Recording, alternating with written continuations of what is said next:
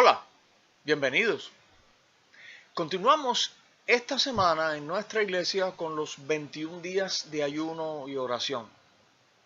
En particular esta semana, que viene siendo nuestra segunda semana, estamos orando por nuestra iglesia, por nuestros hermanos.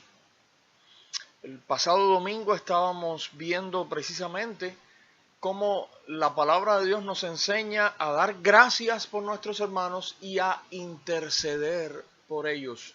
Interceder es cuando pedimos algo, no para nosotros, sino para otras personas. Entonces la palabra de Dios nos enseña a dar gracias por nuestros hermanos y también a interceder por ellos. Hoy vamos a estar viendo 4 pasajes bíblicos que nos confirman esta enseñanza de la importancia de orar unos por otros unidos como iglesia. Vamos a ver el primero. Son palabras del Señor Jesús para la iglesia que estaba naciendo allí. Está en el Evangelio de Mateo, en el capítulo 18, los versículos 19 y 20. Puedes buscar en tu Biblia, puedes escuchar porque voy a estar leyendo acá. Mateo 18, versículos 19 y 20, Jesús dijo: otra vez os digo, que si 2 de vosotros se pusieren de acuerdo en la tierra acerca de cualquiera cosa que pidieren, les será hecho por mi Padre que está en los cielos. Porque donde están 2 o 3 congregados en mi nombre, allí estoy yo en medio de ellos. Una promesa o promesas tremendas, pero no sé si te fijaste, para que se cumplan estas hermosas promesas del Señor con respecto a la oración, hay 3 condiciones o requisitos. 1, que las personas se pongan de acuerdo en lo que van a pedir, para pedir lo mismo. 2, que oren juntos, o sea, que oren por ese asunto, puestos de acuerdo. Y 3, que se reúnan en el nombre del Señor. O sea, ponerse de acuerdo, reunirse en el nombre del Señor, este sería un orden, vamos a decir, cronológico, y orar juntos. Sin embargo, no hay ningún requisito ahí en cuanto a la cantidad de hermanos que deben estar presentes unidos orando. Porque el Señor dice la cantidad mínima, 2. 2 de vosotros se pusieran de acuerdo. Para que haya personas poniéndose de acuerdo, por lo menos tiene que haber 2. Y después dice, donde están 2 o 3 reunidos en mi nombre. No tienen que ser 100, 1000, 500,000. A veces estamos obsesionados con los números grandes y nos creemos que para que la oración mueva el poder de Dios tiene que ser un número grande de cristianos orando. Eso no es lo que enseña el pasaje. Dice el Señor, donde están 2 o 3 que se pusieron de acuerdo para orar, que están orando juntos allí reunidos en el nombre de Jesús. Grandes cosas suceden cuando los cristianos hacemos eso. El segundo pasaje se encuentra en el libro de los Hechos, en el capítulo 4. Antes de leerlo, vamos a tener en cuenta qué es lo que estaba pasando. Esto sucedió en los primeros tiempos de la iglesia cristiana, los tiempos en que comenzaban los primeros seguidores de Cristo allí al principio en la ciudad de Jerusalén. Cuando ellos comenzaron a predicar de Jesucristo allí en la ciudad, ya se estaba levantando una gran oposición por parte de las autoridades de los judíos. Los mismos líderes judíos que fueron los que decidieron entregar a Jesús al gobernador romano para que lo crucificara. Esos mismos no habían pasado 20 años, 10 años, ni siquiera un año había pasado. Esos mismos líderes judíos ahora estaban oponiéndose a esta predicación de los primeros seguidores de Cristo allí en Jerusalén, en la que ellos predicaban acerca de Jesucristo, de su salvación y de su resurrección. En particular se había levantado un gran revuelo cuando Pedro y Juan, en una ocasión que iban entrando al templo judío allí, en la puerta había un cojo paralítico allí y ellos en el nombre de Jesús lo sanaron. Aquel hombre se puso en pie, empezó a dar saltos allí y muchas personas se reunieron. Pedro aprovechó aquella ocasión para hablarle a la gente de Jesús. Les predicó acerca de Jesucristo, les predicó acerca de la fe en Jesucristo, les predicó acerca del arrepentimiento, les dijo, arrepentíos y convertíos para que sean borrados vuestros pecados. Y por supuesto eso las autoridades judías no les gustó, aquellos que se oponían a la predicación del Evangelio. Mandaron a prender a Pedro y Juan, los metieron en la cárcel y al día siguiente se reunieron para juzgarlos, como mismos se habían reunido antes, tal vez unos meses antes, no sabemos con exactitud, para condenar a Jesús. Ahora estaban reunidos para juzgar y condenar a Pedro y Juan. Les ordenaron que no volvieran a hablar de Jesucristo a la gente, los amenazaron y luego los soltaron. Ahora vamos a leer para enterarnos de qué pasó cuando Pedro y Juan salieron de la cárcel y llegaron a donde estaban los demás seguidores de Jesús. Vamos a leer en el capítulo 4 de Hechos, versículos 23 en adelante. Dice, y puestos en libertad vinieron a los suyos y contaron todo lo que los principales sacerdotes y los ancianos les habían dicho. Y ellos, habiéndolo oído, alzaron unánimes la voz a Dios y dijeron, soberano Señor, tú eres el Dios que hiciste el cielo y la tierra, el mar y todo lo que en ellos hay, que por boca de David tu siervo dijiste, ¿por qué se amotinan las gentes y los pueblos piensan cosas vanas? Se reunieron los reyes de la tierra y los príncipes se juntaron en uno contra el Señor y contra su Cristo, porque verdaderamente se unieron en esta ciudad contra tu santo Hijo Jesús, a quien ungiste, Herodes y Poncio Pilato, con los gentiles y el pueblo de Israel, para hacer cuanto tu mano y tu consejo habían antes determinado que sucediera.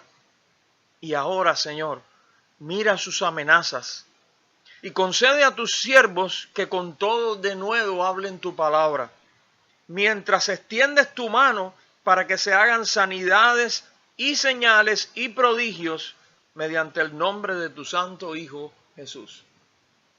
Cuando hubieron orado, el lugar en que estaban congregados tembló y todos fueron llenos del Espíritu Santo y hablaban con denuedo la palabra de Dios. ¿Te fijaste lo que hicieron aquel grupo de los creyentes, de los cristianos, cuando llegaron Pedro y Juan y les hicieron saber de las amenazas que las autoridades locales allí estaban lanzando contra los que predicaran de Jesucristo? No se pusieron a quejarse, no corrieron a esconderse. Lo que hicieron ellos fue unirse en oración. Dice, alzaron unánimes la voz a Dios. Unánimes quiere decir con una sola alma, con un solo sentir. Alzaron la voz a Dios y ahí está la oración. Ellos les pusieron al Señor lo que estaba pasando, pero lo que pidieron es lo interesante aquí. Lo que pidieron fue concretamente, mira sus amenazas. Ya, hasta ahí se lo dejaron al Señor. Y ahora, concede a tus siervos, ¿qué cosa? Que con todo denuedo hablen tu palabra. Mientras extiendes tu mano para que se hagan sanidades y señales y prodigios mediante el santo nombre de tu Hijo Jesús. ¿Qué otras cosas pudieron haber pedido ellos en su oración en aquel momento? Ellos podían haber pedido, Señor, elimina a esa gente que se oponen al Evangelio.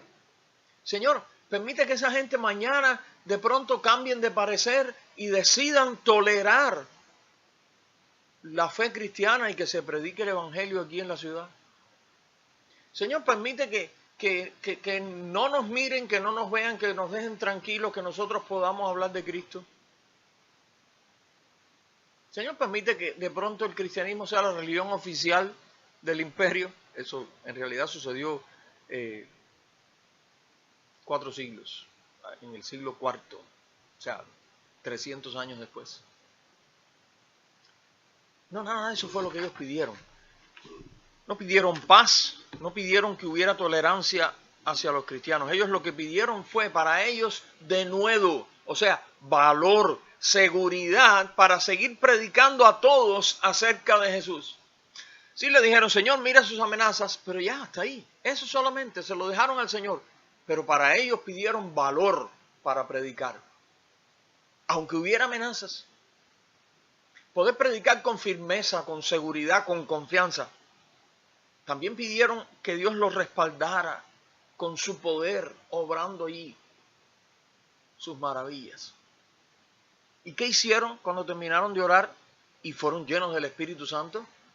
Dice que salieron y hablaban con denuedo la palabra de Dios, hablaban con valor la palabra de Dios. Exactamente lo que habían pedido. El Señor les concedió al momento su oración. Hasta aquí hemos visto un ejemplo de cómo la iglesia se une en oración ante una situación difícil y le pide al Señor su poder para seguir adelante haciendo lo que tenemos que hacer. Eso es lo que deberíamos hacer nosotros. Ahora veamos un ejemplo breve de otra oración unida. Vamos a trasladarnos al capítulo 12 del mismo libro de los Hechos. Ahí, un poco de tiempo después, se nos cuenta cómo el tetrarca Herodes arrestó a algunos líderes de la iglesia y cómo mandó a matar a Jacobo, el hermano de Juan. Aparentemente el primero de los discípulos fieles del Señor, de los apóstoles, sin contar a Judas. Primero de los apóstoles que murió por su fe, Jacobo, el hermano de Juan. También se nos dice que Herodes arrestó a Pedro. Nos parece obvio que la intención de Herodes era hacer lo mismo que había hecho con Jacobo, de mandarlo a matar. Vamos a ver qué hizo la iglesia. Vamos a leer en Hechos 12, 5. Dice, así que Pedro estaba custodiado en la cárcel, pero la iglesia hacía sin cesar oración a Dios por él. Así que lo que hicieron fue orar. Orar intensamente. Y no estamos hablando aquí de tener un servicio de oración de 30 minutos. Comenzar a las 7, terminar a las 7:30, vámonos para la casa porque hay que ver la novela, hay que disfrutar allí. No. Dice, sin cesar, haciendo oración por esta causa, de este problema que había urgente, de que Pedro estaba en prisión y temían por su vida. Siendo que la iglesia de Jerusalén en aquel momento consistía de miles de personas, recuerda que al principio se nos habla de 3.000 personas que fueron bautizadas, después se nos habla ya de 5.000 personas, o sea, eran miles de personas, parte de la iglesia en Jerusalén. ¿Cómo crees que hicieron para orar juntos? Si dice que la iglesia estaba orando. No se reunían en un lugar público, imagínate, más problemas. Además, todos esos miles de personas, no creo. Se reunían como normalmente hacían, en grupos pequeños, en casas. Ahora, cuando el Señor libró a Pedro milagrosamente de la cárcel, en medio de la noche, vamos a ver a dónde fue que llegó. Vamos a mirar el versículo 12 de Hechos 12. Dice, y habiendo considerado esto, llegó a casa de María, la madre de Juan, el que tenía por sobrenombre Marcos, donde muchos estaban reunidos orando. Así que cuando salió de la cárcel, a la mitad de la noche, se dirigió a casa de esta sierva de Dios, María, la madre de Juan Marcos. Y allí dice que había muchos orando. Pedro no tenía por qué saber que a esa hora ellos estaban orando allí. Él fue pensando tal vez en la familia, porque era una familia, parte del liderazgo tal vez de la iglesia de Jerusalén. Pero allí él recibió una sorpresa y él les dio una sorpresa a ellos. Hemos visto otro ejemplo entonces en el que una iglesia se une a orar ante el peligro que afrontaba uno de sus líderes, en este caso Pedro. Aparentemente muchos, dice el pasaje, se unieron a orar, multiplicados en grupos pequeños en las casas, y oraban día y noche, hasta que el Señor respondió y liberó a Pedro. Llegó la respuesta de Dios. Y eso es lo que deberíamos hacer cuando hay una situación especial. Finalmente vamos a ver un pasaje que nos explica por quiénes debemos orar, porque no se trata solamente de orar por los líderes, no se trata solamente de orar por una situación general de peligro para la iglesia. Tenemos que ver por quiénes exactamente debemos orar, y la respuesta está en la carta de Santiago, en el capítulo 5, versículo 16, dice Santiago: confesad vuestras ofensas unos a otros y orad unos por otros, para que seáis sanados. La oración eficaz del justo puede mucho. ¿Está hablando aquí de orar por los líderes, de orar por la iglesia en general, de orar por los misioneros, por los pastores? No. Está hablando aquí de orar unos por otros. 2 veces se usa ahí en el pasaje, en el versículo, la frase unos a otros, unos por otros. Es una sola palabra en el idioma griego. 2 veces se usa en el versículo. ¿Qué quiere decir unos por otros? Quiere decir precisamente que es tarea de todos en el grupo orar, de cada uno orar por los demás, y del otro orar también por los demás, y del otro por los demás, y del otro por los demás, y formar así como una red de oración. Alguien estaba tratando de responder esta pregunta ayer en nuestro grupo y decía, como una cadena.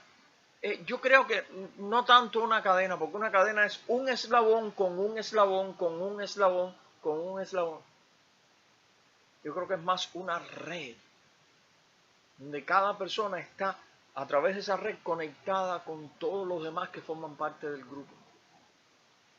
Si el grupo son 12, este está conectado con los 11, y este otro está conectado con los otros 11. Y este otro está conectado con los otros 11. ¿Conectados cómo? Orando por ellos. Si el grupo son 25, cada uno ora por los 24 restantes, y el otro ora por los 24 restantes, y el otro por los 24 restantes. Eso es unos por otros. Unos por otros. ¿Cuál es la hermosa promesa acerca de la oración que contiene este pasaje? Dice al final del versículo: la oración eficaz del justo puede mucho. Dice otra traducción: la oración del justo, obrando eficazmente, puede mucho. Y fíjate que esa promesa está hecha en cuanto a la oración esta, la oración del grupo, la oración de la congregación, la oración de la iglesia, en la que oramos unos por otros. Y dice, recuerden, la oración eficaz del justo puede mucho. No necesita ser la oración del pastor o la oración del ministro o del líder de oración. Es la oración del hermano cristiano común y corriente que forma parte del grupo. La oración de todos, unos por los otros. Te exhortamos a poner en práctica estas cosas que hemos aprendido acerca de cómo orar por nuestros hermanos. Una sugerencia que hemos estado dando: haz una lista de los hermanos de tu iglesia, de tu congregación. Aquí en la nuestra lo hemos dicho así. Haz una lista de los nombres. No te preocupes demasiado, los nombres que puedas recordar. Haz una lista para orar por ellos, como hemos aprendido, dando gracias por ellos e intercediendo por ellos. Si la lista es grande, la idea es divide toda la lista en pequeños grupos y asigna un grupo para cada día de la semana. Así, el lunes te tocaría este pequeño grupo, el martes este otro pequeño grupo, el miércoles este otro, y así. Cada día de la semana vas a estar orando por un grupo de tu lista. Y así, en la semana completa habrás logrado orar por toda la lista. La otra semana continuarás y así. No olvides las promesas de Dios. El Señor nos mandó a orar, a ponernos de acuerdo, a reunirnos, aunque sean 2 o 3, y orar. Hoy en día podemos reunirnos hasta por teléfono. Podemos reunirnos incluso y mirarnos a través de diferentes aplicaciones que hay en la internet, Messenger, WhatsApp, Zoom, lo que sea, Skype. Allí podemos vernos, escucharnos, orar juntos, como quieras. O sencillamente ponerse de acuerdo 2 y hablar por teléfono, la manera más sencilla de comunicación telefónica, y orar juntos. Pero te invitamos a poner en práctica estas cosas. Orar por la iglesia en general, como oraba la iglesia de Jerusalén. Orar cuando hay situaciones especiales, orar intensamente, aunque haya que hacer una vigilia, aunque haya que hacer ayuno. Un esfuerzo especial, porque las circunstancias a veces lo requieren. Y muy importante, oremos unos por otros. Vamos a orar ahora. Señor, gracias. Gracias por tu palabra y gracias por este tiempo. Te rogamos tu bendición, Señor. Tu bendición para tu pueblo. Te rogamos que tú nos ayudes a buscar más de tu rostro, Señor, a buscar más de ti. Te rogamos que nos ayudes a practicar más la oración mutua, el orar unos por otros, dando gracias, intercediendo por nuestros hermanos en sus problemas, en sus necesidades. Gracias porque allí tú dejaste para nosotros los ejemplos de cómo el apóstol Pablo oraba. Ahí él lo dice en sus cartas, cómo él oraba por las diferentes iglesias. Ayúdanos a orar nosotros también así, por los hermanos, por nuestros hermanos. Mira la persona que está viendo o escuchándonos. Nosotros no sabemos exactamente cuáles son sus problemas, sus necesidades, pero te estamos pidiendo en el nombre de Jesús que tú le bendigas, que tú le ayudes. Si tiene problemas de salud, que tú le sanes. Si tiene otras necesidades, Señor, que tú intervengas y le ayudes, que tú le guíes, que tú le dirijas, que pueda sentir tu presencia, que pueda sentir, Señor, tu amor, que pueda sentir tu poder obrando en su vida y en sus problemas. Gracias por la vida de esta persona, aunque no la conozcamos. Gracias por lo que tú has hecho en esta persona, que nos ve o nos escucha. Gracias por lo que tú harás. Y bendice a tu pueblo, Señor, en el nombre de Jesús. Amén. El Señor le bendiga. Será hasta la próxima oportunidad que nos volvamos a encontrar en otra meditación bíblica.